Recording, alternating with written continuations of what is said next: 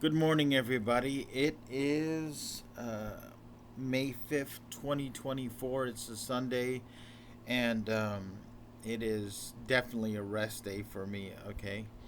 But we're going to move on ahead with part one of chapter three of my UFO UAP book. And if you've been following the series, thank you. I appreciate you watching. Chapter three, I think, is probably one of the most important chapters in the book because rather than simply describing and recounting a lot of what's been reported, right? I'm actually going to go into new territory and I'm going to make suggestions for actions and from what I can tell, absolutely nobody is saying most of what I'm going to say in this chapter. I mean, it could probably be expanded into a book series.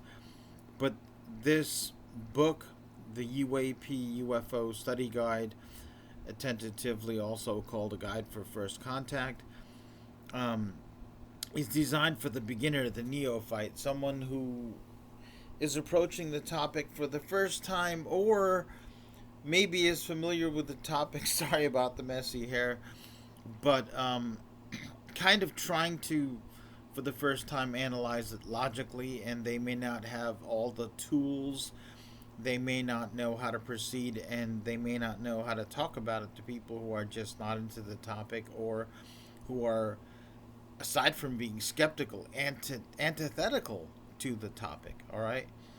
So the name of the chapter is "They Communicate in Ways We Can Understand." I'm going to say this again and expand on it. The UFO UAPs, most of them that have been reported and spotted, and the ones that have really robust data, like multiple sensory points and multiple observers all at the same time, and using telemetry and things like radar, are actually communicating a wealth of information.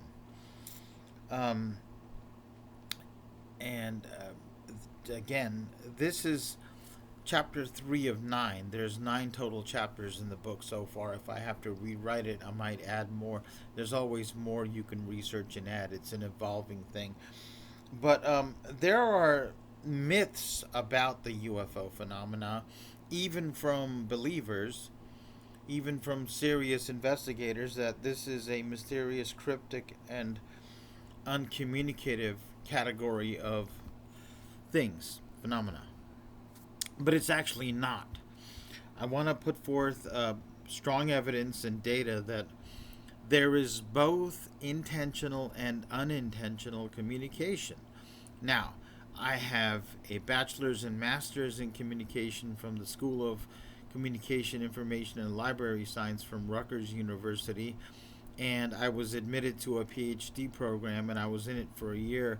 And basically, after my dad had a stroke, I took a sabbatical, but I was never able to come back because I got into Oriental medicine. And I would love to complete a PhD in communication science. I find it a fascinating field, and there's a lot of fields, realms within it that can narrow the focus and you can go deeper into it. And no one is doing potential interstellar, interspecies communication with uh, aliens, all right? How would you even go there? So let's talk about. There's a lot of nonverbal information, okay, contained within the topic, and the nonverbal information is deep and it has many categories. I might have to make three or even four videos on this, so let's try to dig into the first category of nonverbal communication, which is the maneuvers that they exhibit, and also, let's overview. There's maneuvers, there's compositions. Their actions may be communicating intentionally and unintentionally. All actions communicate unintentionally, even if there is no intended communication. Famous quote by Noam Chomsky: which is you cannot not communicate. In other words, just by sitting here, if I just had a silent video and you just looked at me, you would be able to be like, well, every just about every man, for example, grows a beard. Some men choose to cut them. They cut them a certain way. Almost every man grows hair. Some choose to cut it completely off. Some style it. Some let it grow to a certain point, so on and so forth, right? My mustache, for example, if I was to leave it alone for the rest of my life, would grow over my mouth. It would certainly present a very different appearance, and I can see a little spot here that probably needs a little shave, and it would become inconvenient and unsanitary, but I could choose to keep it. It would communicate something. Behind me, you see that I'm indoors, so you know that I'm not homeless. You see that I have a certain shirt on, and so on and so forth. You glean tons of information about me. What kind of society I live in, what my health levels might be, my age, so on and so forth, without a word said. All right, if I had death metal posters behind me, or if I had political slogans, again, without saying a word, not even a political slogan, there are symbols like the Christian cross, the crescent moon, and star that are religious symbols. I could have a picture of a political candidate behind me and not even have anything written whether I endorse that candidate or not, but a picture that makes them look good versus a picture that is unflattering might tell you my political affiliation. So there is nothing human beings do that doesn't communicate something intentionally or unintentionally. All right, and I'm what I'm saying is that the UFOs have a lot of information they're giving to us. Um, we may not be grasping certain intended messages the way that they're delivered. There might be things they are doing that are meant to communicate something to someone, maybe to the whole population of the earth or particular agencies that track them and so on and so forth. And the message we or those agencies are getting might not be the intended message. Now, I've got to caveat this. I do not doubt when it comes to airspace, when it comes to nuclear facilities, when it comes to naval assets, and so on and so forth, that because it's been going on so long, all right, and the military and the government has been getting more and more capable, and more technologically capable. I mean, say what you want about government. The government has more things it can do and more things at its disposal. The military, again, you don't have to agree or disagree with military actions overseas or domestically, but our capabilities have increased. A government or a military that has access to infrared technology and radar technology can track and respond better than a government that has, I don't know, steam technology. You understand? Okay? So, I don't doubt that at some point, someone getting a paycheck from the government has really looked into this. I'm not just talking about Lou Elizondo or Commander Fravor. I'm saying, a lot of things are classified, but we don't have access to it. And I actually think if some of that was declassified, mainstreamed, and the scientific communities of the world were encouraged to research it, that it would benefit us, mankind, benefit the United States, and benefit the citizens of the United States and the world. But that is a bit of an opinion piece that I deliver. Okay, another thing is proxemics. Proxemics in communication science is the study of what is communicated by the distance between interactants, right? So there's many examples of this. One that springs to mind is 1952, UFOs flew over Washington, D.C., and there were attempts to intercept them, force them to land. They were targeted by targeting systems, and they avoided being intercepted. The targeting systems malfunctioned. That may have been due to something the UFOs did intentionally, and our attempts to control and understand this phenomena were thwarted by and large. Yet, nobody was grounded, nobody's career was ruined, nobody was reprimanded or discharged from the Air Force. So,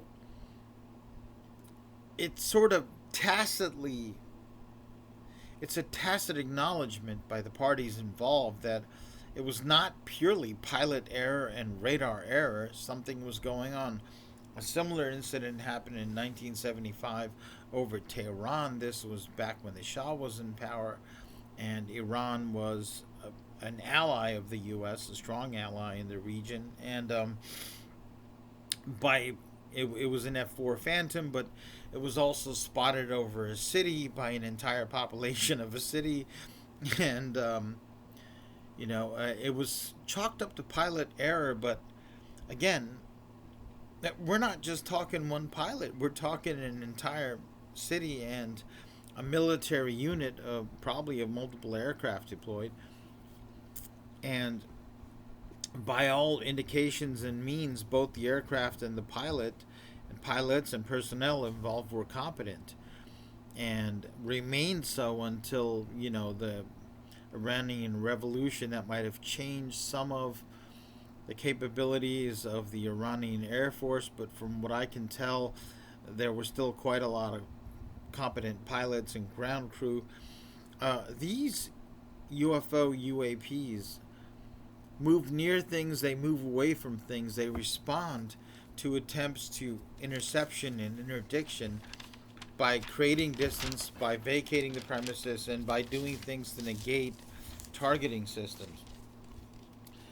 So they make themselves visible and detectable to a degree, but they avoid interception to a degree.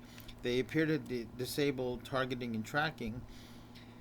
The biggest thing I'm getting from that is that was a human being, the message that a human entity would be communicating would be, look but don't touch. All right?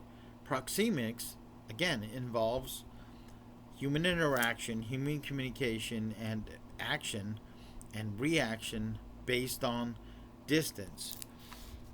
From what I can tell,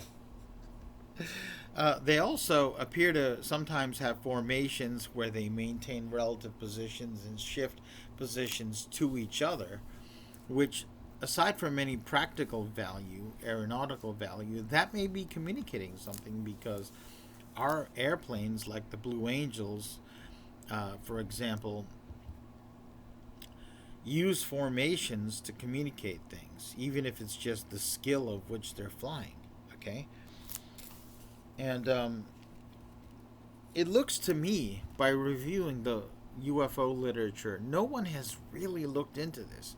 No one has just collated all the information and done a statistical analysis. When did they do this? When did they do that? The manipulation of distance between these objects themselves and human beings and the ground doesn't appear to be a point of study. I mean, it is ripe for a proxemics based micro and meta analysis. This is really needed. The military probably has a database where you could get this information, and who knows, maybe a few Freedom of Information Act requests might get us this information. But if you're like Jeremy Corbell and all these people, if you're looking at this, I don't recall seeing any media where the current batch of researchers have even looked into this and done a micro and meta analysis, particularly meta analysis over time. We have quite a bit of information across 2 centuries now. I think it could be done. Another thing is, because these things are a navigational hazard, and these things are a potential collision hazard, and proxemics plays a role, there probably should be the adoption of standard protocols uh, about interacting with these things and distances and so on and so forth. Something different than our normal protocols where we tend to intercept anything coming into our space and potentially target it with missiles and stuff. That appears to be not getting us anywhere. Maybe the military already has protocols like this, but apparently the Navy is still quite confused about this. I think the Air Force has been dealing with this longer, and they're notoriously tight-lipped about it, right? Reticent to talk about it and reveal what they know. So that's something. Uh, I would say that if we don't have active protocols for the interaction with these things that are communicated across all aeronautical agencies, NASA, civilian aircraft companies and airports, and of course all the military branches, and that this isn't a point of discussion, then it's criminal negligence. All right. If only one branch acknowledges these things because they have data they're not sharing, hint, hint, Air Force, and they're not talking to the other branches and talking to civilian aviation locales, it's criminal negligence, folks. Okay, this is anything flying in the sky is a serious thing because it can fall down, it can crash, and human lives might be at risk. Maybe they are at risk. Maybe they have been fatalities and injuries. We're not at the stage where all of this is completely publicly known. There have been some little trickles of disclosures here and there, and I do acknowledge that some of the current UFO researchers have been persistently putting out freedom of information requests, and they revealed how some people might have been injured via radiation interacting with these things, but we definitely need more of it. Okay, so all right, what I'm going to do is conclude part one, because we're going to move on in the next part to talking about semiotics, which is a complete other category and discipline in communication science and other sciences, social sciences, and I believe that that deserves its own video. So please tune in for the next one, conclusion of part one, chapter three of 9. We're going to move on to part two.